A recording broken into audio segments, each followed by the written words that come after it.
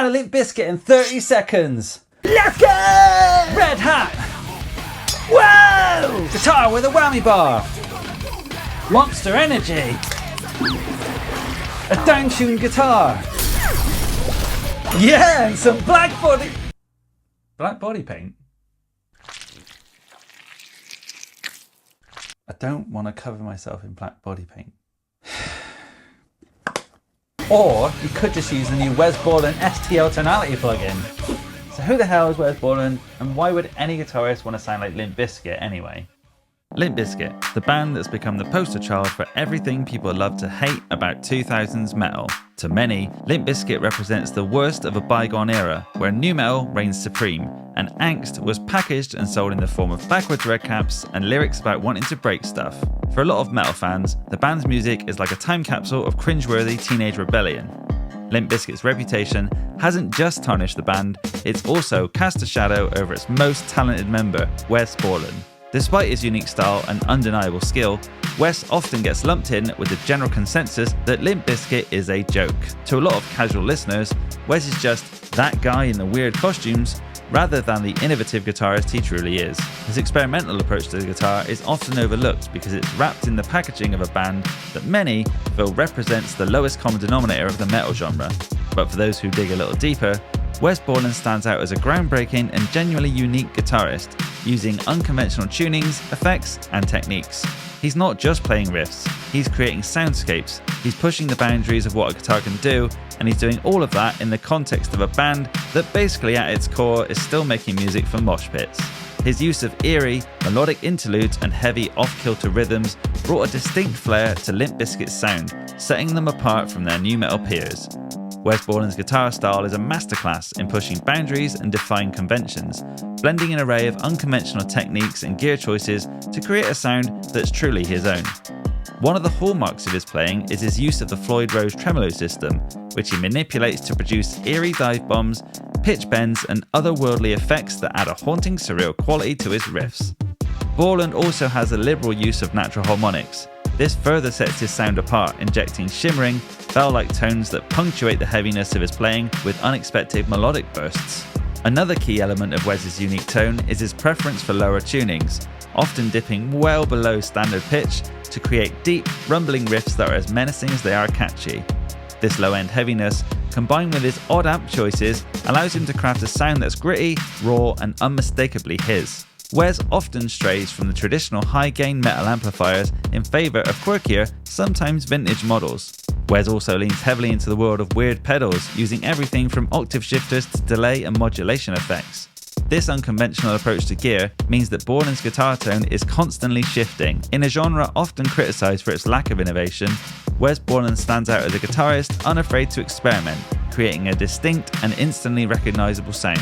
He's a musician who's always followed his own creative vision, showing a depth and authenticity that's rare in an industry driven by trends. Wes may be in a band that people love to hate, but his innovative approach and raw talent prove that he's much more than just a gimmick guitarist. He's an artist who deserves to be taken seriously. So to celebrate the genius that is Wes Borland, STL have given him his very own plugin. Have they managed to capture his iconic rig and sound in just one plugin? And does it even sound anything like Wes Borland?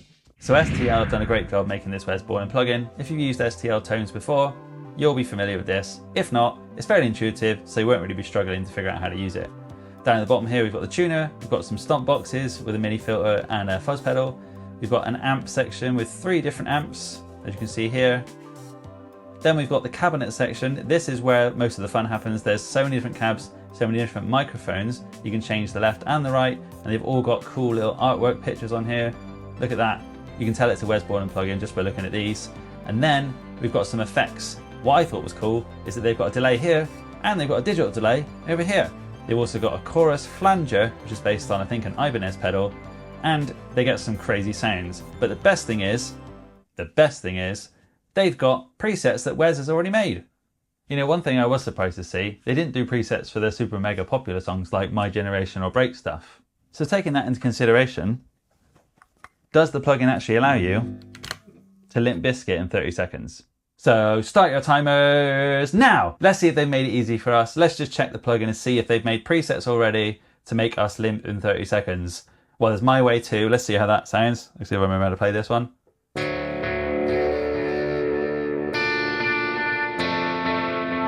Oh my goodness, there it is. Right, just stop your timers. Stop the timer. Just stop it. There you go. Stop timer. Look at that. That already sounds pretty much exactly spot on.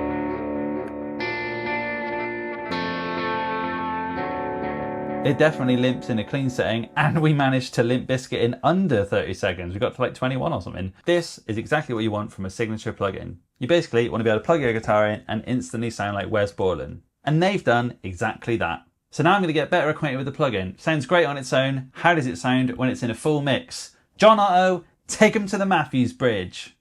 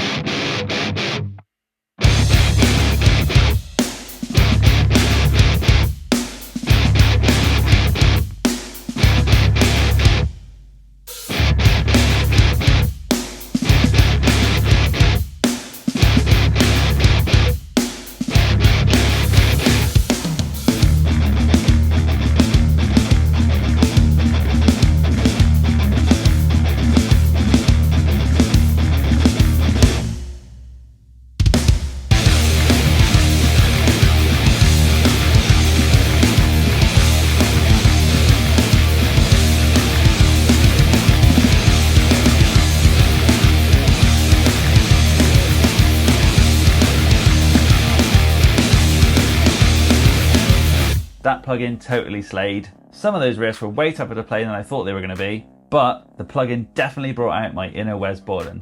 So let's peel back the layers and see what's really cooking in this digital kitchen. What makes this plugin sizzle? And is it really worth your hard-earned cash? Time to see how the hot dogs are made. In that medley, I used both clean and distorted amps. We've already looked at the My Way preset, so now let's look at the distortion. So for this one, we were using Standard Heavy 1 and Standard Heavy 2, a little bit of a mixture of both. Standard Heavy 1 and 2 both use the Diesel VH4. The Standard Heavy 1 uses it on channel 4.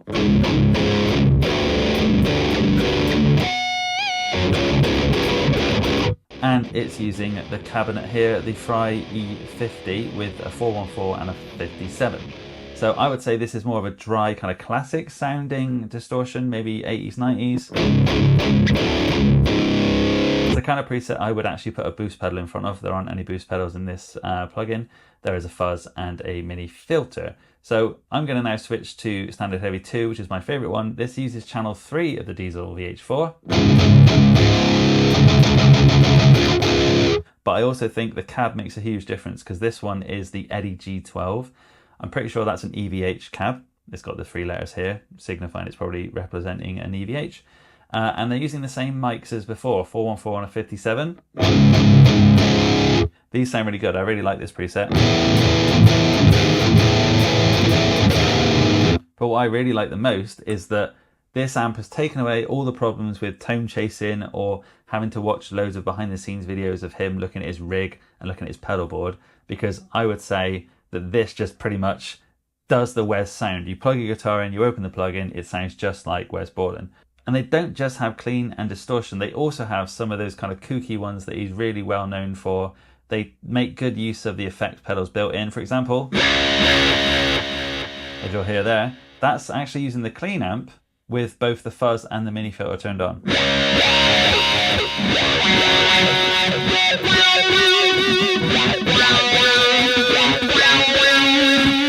can turn that down a little bit, it's a bit loud, and change that too.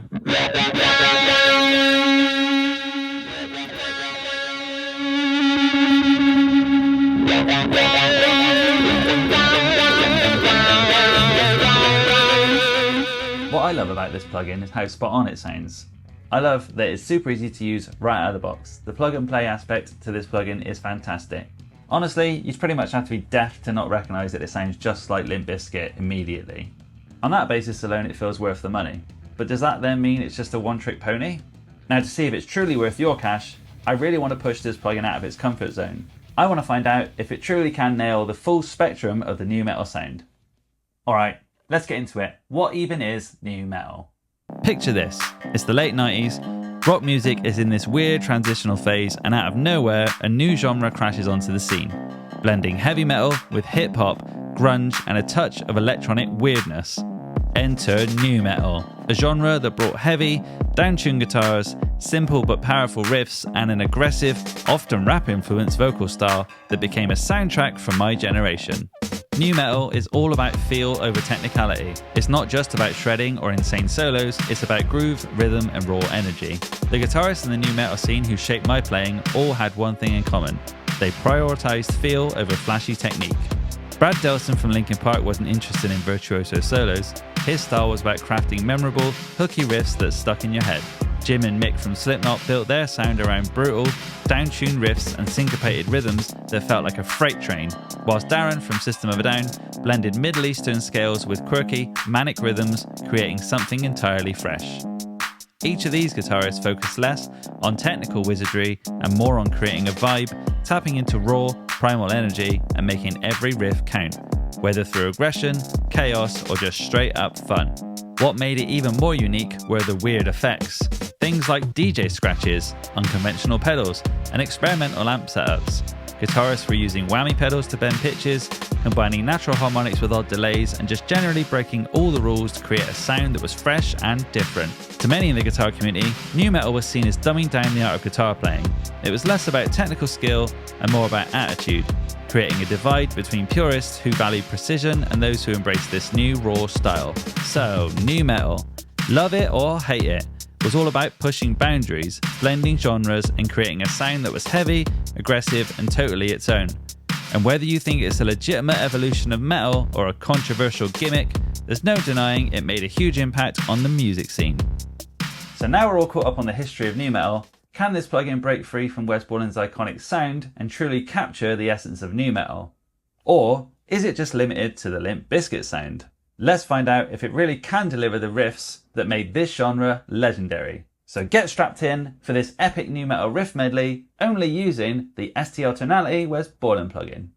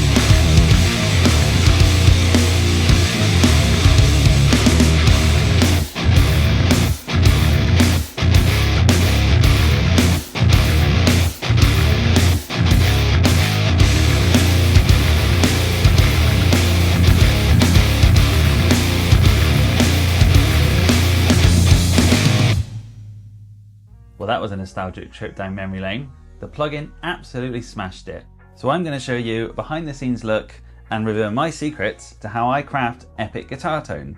So when it came time to craft the tone for the new Metal Medley, I started out with Wes's standard heavy 1 preset, and I just gave it some subtle tweaks because I felt like it was lacking in the chug.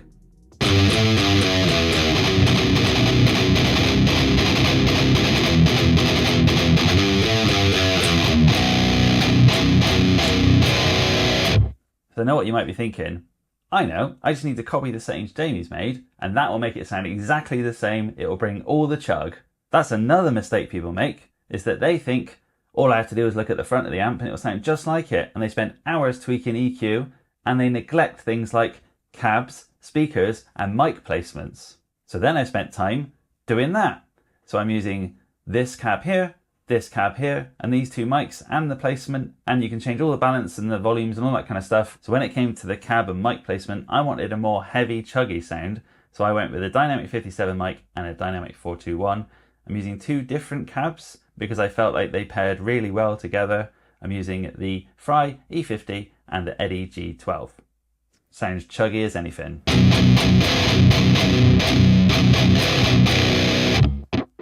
But that's a great thing about this plugin. You can literally mix all of these different cabs that he's got here. Each one has like 5 different mic choices as well. Then you can move where the mics are, and you can change all this stuff on the left and right as well. So I can go from this new metal sound to a thrash metal sound, only changing the cabs, like so. I'm going to switch it to a Cali V30, which is like a Mesa Boogie sound. Same mics, slightly different placement.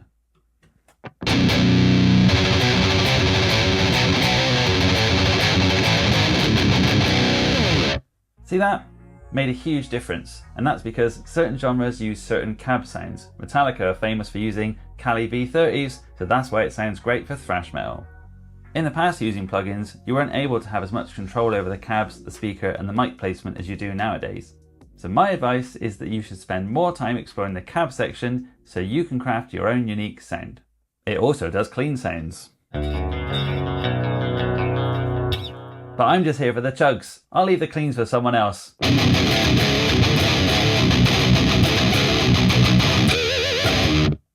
One thing I wish the plugin did have though was an EQ section, just because that allows me to tweak my tone just that little bit further. So some of the things I love the most about this plugin and these presets, they've done all the work for you. The delay for My Way was set up exactly so all I needed to do was play the song and it pretty much sounded exactly like it. I didn't need to tweak the syncing or the tap tempo and that kind of stuff. Like I said earlier, I was surprised there weren't presets for nookie, break stuff, rolling, that kind of thing, but standard heavy 1 and 2 pretty much cover all those bases with the Diesel VH4. It takes away all the fuss of trying to tone chase and look up guides on the internet. It pretty much makes it so you can literally Wes Borland in basically under 30 seconds. So whether you want to use it as a tool to craft your own sound, or you want to sound exactly like Wes Borland does, then look no further than the STL Tonality Wes Borland plugin.